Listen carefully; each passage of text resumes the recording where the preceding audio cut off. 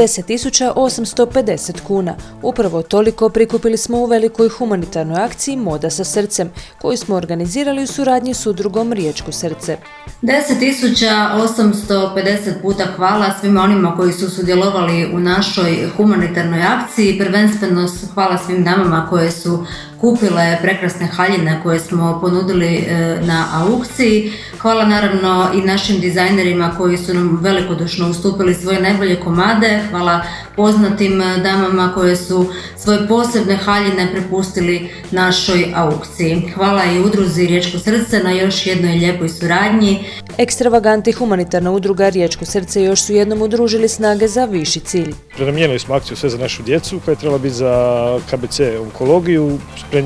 Prenamijenili smo, znači zbog ove situacije sa covidom, radimo za odjel infektologije, znači za kupnju defibrilator, monitora. I evo ga, nadam se da ćemo i u ovoj akciji polučiti odličan rezultat sa ekstravagantnom, pošto smo i u Guvernerovoj palači kad smo bili isto napravili izuzetan rezultat.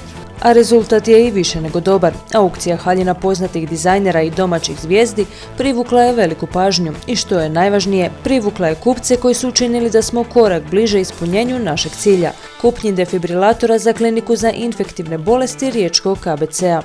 Hvala još jednom svima koji su sudjelovali. Hvala dizajnerima Jureju Zigmanu, Ivanu Alduku, Zoranu Ragoviću, Ivici Skoki, Elfsima. Hvala Andreja Anić, Profund Apparel, Peperoncina Design, Hero for Heroes, Showroom Antonella, La Jupe Showroom. Hvala Indiri, Maji Šuput, Belmi Džomba, Karin Kuljanić, Nikolini Tomljanović, Ivani Delač, Snježani Mehun, Ivoni Maričić, Danijeli Jemi Gračan, Ivani Grabar i Vivijan Jurković. A svi koji žele pomoći mogu to još uvijek, i to uplatom na službeni račun ili pozivom na humanitarni telefon 060 9009. Donacijom od 5 kuna, tako ćete podržati plemeniti cilj udruge Riječko srce.